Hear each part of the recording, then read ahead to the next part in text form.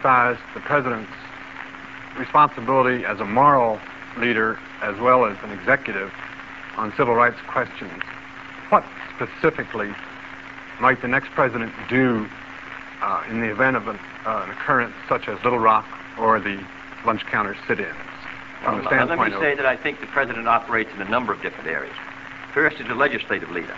And as I just said, I believe that the passage of the so-called Title III, which gives the Attorney General the power to protect constitutional rights in those cases where it's not possible for the person involved to bring the suit.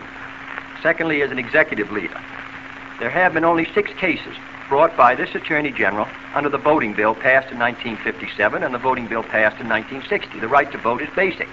I do not believe that this administration has implemented those bills which represent the will of the majority of the Congress on 2 occasions with vigor. Thirdly, I don't believe that the Government Contracts Division has operated with vigor. Everyone who does business with the government should have the opportunity to make sure that they do not practice discrimination in their hiring, and that's in all sections of the United States. And then, fourthly, as a moral leader, there is a very strong moral basis for this concept of equality before the law. Not only equality before the law, but also equality of opportunity. We are in a very difficult time. We need all the talent we can get. We sit on a conspicuous stage. We are a goldfish bowl before the world. We have to practice what we preach. We set a very high standard for ourselves. Communists do not. They set a low standard of materialism. We preach in the Declaration of Independence and in the Constitution. In the statement of our greatest leaders, we preached very high standards. And if we're not going to be charged before the world with hypocrisy, we have to meet those standards. I believe the President of the United States should indicate it. Now, lastly, I believe in the case of Little Rock. I would have hoped that the President of the United States would have been possible for him to indicate it clearly that the Supreme Court decision was going to be carried out. I would have hoped that it would have been possible to use marshals to do so. But it evidently, under the handling of the case, it was not. I would hope an incident like that would not happen. I think if the President is responsible, if he consults with those involved, if he makes it clear that the Supreme Court decision is going to be carried out in a way that the Supreme Court planned with deliberate speed, then in my judgment, providing he's behind action, I believe we can make progress.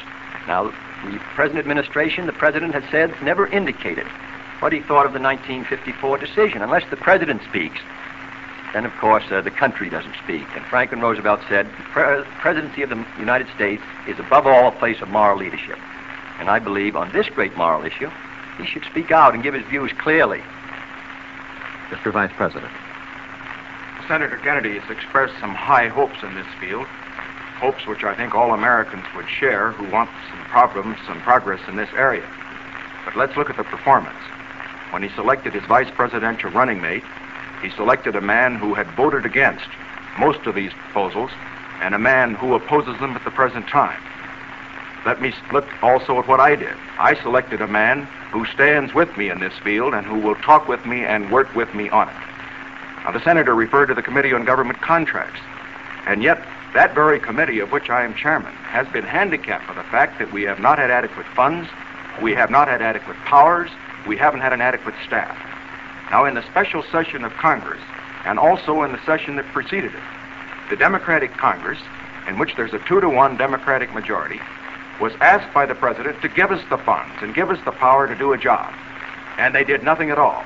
And in the special session in which Senator Kennedy was calling the signals, along with Senator Johnson, they turned it down and he himself voted against giving us the power, despite the fact that the bill had already been considered before, that it already had hearings on, and the Congress already knew what it had before it. All that I can say is this. What we need here are not just high hopes. What we need is action. And in the field of executive leadership, I can say that I believe it's essential that the President of the United States not only set the tone, but he also must lead. He must act as he talks. Mr. Morgan with a question for Vice President Nixon. Mr. Vice President, in your speeches, you emphasize that the United States is doing basically well in the Cold War. Can you square that statement with a considerable mass of bipartisan reports and studies, including one prominently participated in by Governor Rockefeller, which almost unanimously conclude that we are not doing nearly so well as we should? Mr. Morgan, no matter how well we're doing in the Cold War, we're not doing as well as we should. And that will always be the case as long as the communists are on the international scene in the aggressive tendencies that they presently are following. Now, as far as the present situation is concerned, I think it's time that we nail a few of these distortions about the United States that have been put out. First of all, we hear that our prestige is at an all-time low. Senator Kennedy has been hitting that point over and over again. I would just suggest that after Premier Khrushchev's performance in the United Nations, compared with President Eisenhower's eloquent speech, that at the present time, communist prestige in the world is at an all-time low, and American prestige is at an all-time high. Now, that, of course, is just one factor, but it's a significant one. When we look, for example, at the vote in the Congo, we were on one side, they were on the other side. What happened? There were 70 votes for our position and none for theirs. Look at the votes in the United Nations over the past 7.5 years. That's a test of prestige. Every time the United States has been on one side and they've been on the other side, our position has been sustained. Now, looking to what we ought to do in the future. In this Cold War, we have to recognize where it is being fought, and then we have to develop programs to deal with it. It's being fought primarily in Asia, in Africa, and in Latin America. What do we need? What tools do we need to fight it? Well, we need, for example, economic assistance. We need technical assistance. We need exchange. We need programs of diplomatic and other character which will be effective in that area. Now, Senator Kennedy a moment ago referred to the fact that there was not an adequate Voice of America program for Latin America. I'd like to point out that in the last 6 years, the Democratic Congresses, of which he's been a member, have cut $20 million off of the Voice of America program. They also have cut $4 billion off of mutual security in these last 6 years. They also have cut $2 billion off of defense. Now, when they talk about our record here, it is well that they recognize that they have to stand up for their record as well. So let me summarize by saying this.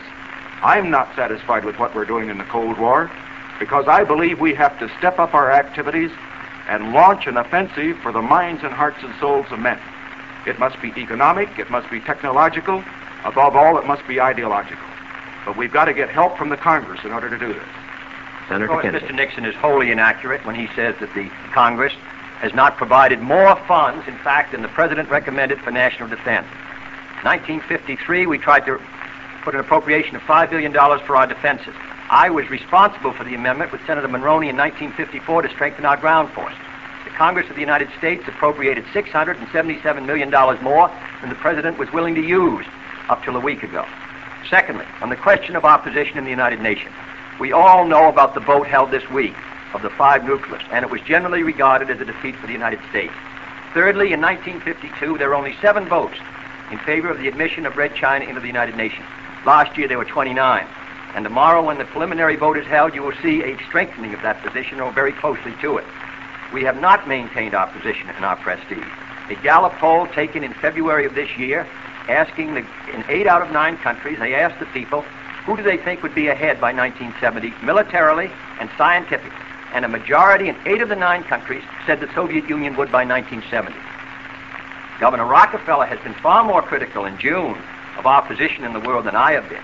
The Rockefeller Brothers report, General Ridgway, General Gavin, the Gaither report, various reports of congressional committees all indicate that the relative strength of the United States, both militarily, politically, psychologically, and scientifically, and industrially, the relative strength of the United States compared to that of the Soviet Union and the Chinese Communists together has deteriorated in the last 8 years, and we should know it, and the American people should be told the facts.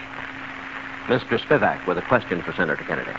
Senator, following this up, how would you go about increasing the prestige you say we're losing, and could the programs you've devised to do so be accomplished without absolutely wrecking our economies? Yes, we have been wholly indifferent to Latin America until the last few months.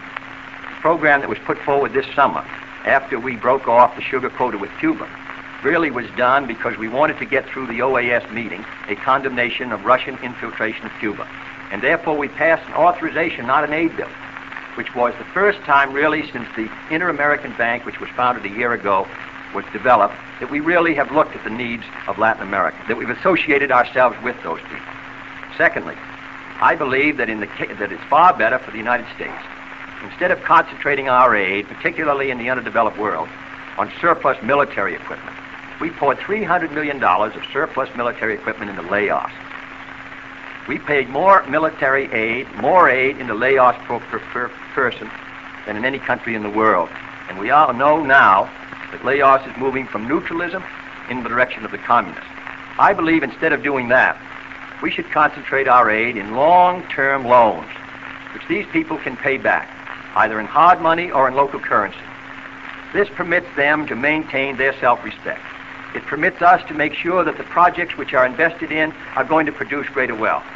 And I believe that in cases of India and Africa and Latin America, that this is where our emphasis should be. I would strengthen the development loan fund. Senator Fulbright, Senator Humphrey, and I tried to do that. We tried to provide an appropriation of $1.5 billion for 5 years on a long-term loan basis, which this administration opposed. And unless we're ready to carry out programs like that in the 60s, this battle for economic survival, which these people are waging, are going to be lost.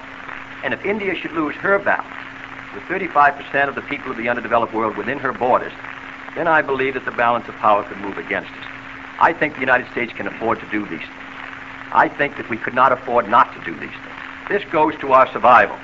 And here in a country which, if it is moving ahead, if it's developing its economy to the fullest, which we are not now, in my judgment, we'll have the resources to meet our military commitments and also our commitments overseas.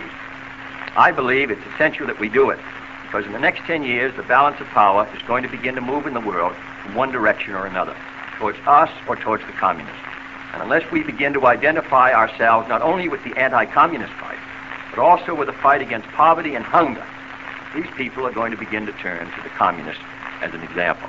I believe we can do it. If we build our economy the way we should, we can afford to do these things, and we must do it. Mr. Vice President. Senator Kennedy has put a great deal of stress on the necessity for economic assistance.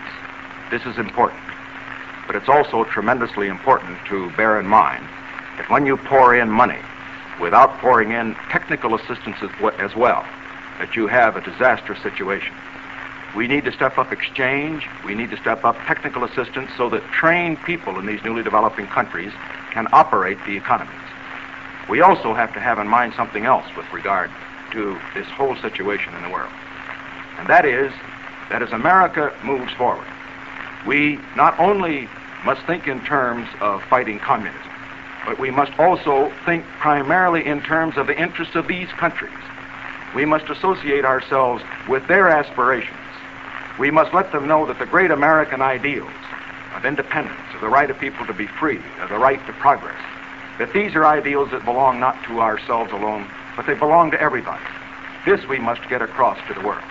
And we can't do it unless we do have adequate funds for example, information, which has been cut for the Congress, adequate funds for technical assistance. The other point that I would make with regard to economic assistance and technical assistance is that the United States must not rest its case here alone. This is primarily an ideological battle, a battle for the minds and the hearts and the souls of men. We must not meet the communists purely in the field of gross atheistic materialism. We must stand for our ideals. Mr. Levy with a question for Vice President Nixon. Mr. Vice President, the Labor Department today added 5 more major industrial centers to the list of areas with substantial unemployment. You said in New York this week that as President you would use the full powers of the government, if necessary, to combat unemployment. Specifically, what measures would you advocate and at what point? Unemployment, we first must concentrate on the very areas to which you refer, the so-called depressed areas. Now, in the last Congress, the special session of the Congress, there was a bill, one by the President, one by Senator Kennedy and members of his party. Now, the bill that the President had submitted would have provided more aid for those areas that really need it, areas like Scranton and Wilkes-Barre and the areas of West Virginia, than the ones that Senator Kennedy was supporting. On the other hand, we found that the bill got into the legislative difficulties and consequently no action was taken. So point one, at the highest priority, we must get a bill for depressed areas through the next Congress. I have made recommendations on that, and I have discussed them previously, and I will spell them out further in the campaign. Second, as we consider this problem of unemployment, we have to realize where it is. In analyzing the figures, we will find that our unemployment exists among the older citizens. It exists also among those who are inadequately trained. That is, those who do not have an